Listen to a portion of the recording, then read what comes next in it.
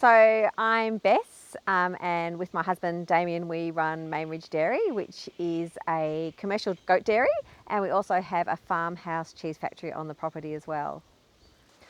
So biodiversity helps our farm in lots of ways.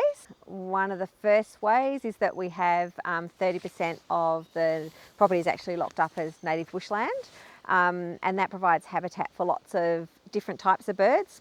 We have lots of dead trees standing in the property, and they're really important as trees for birds of prey to rest in during the day, and they can roost there and look out, and if there's mice or any other rodents, they can use as a vantage point to get rid of those out of the pasture, which is really important. And also it takes around 100 years for a tree to form a hollow, so it's a huge percentage of our native birds and mammals need hollows to reproduce. So if we get rid of all those older trees, even if they're dead in the paddocks, there's no hollows for a lot of these animals to have babies. So it's really important to us that we can provide those homes for them. And also, we have lots of shelter belts. So the shelter belts link the areas of remnant vegetation on the property, and they're all planted out with endemic species. And they also not only provide shelter for our livestock when the weather's crappy, but they also provide habitat for wildlife and enables the smaller birds to move from one area remnant to the other safely. So I think we've planted above 5,000 now native plant species on the property.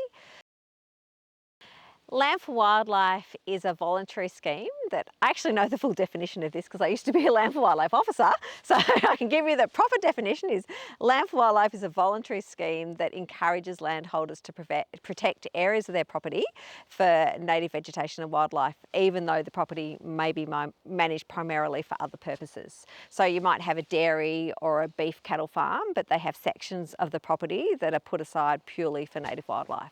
Well, we've got 30% of our native bushland locked up.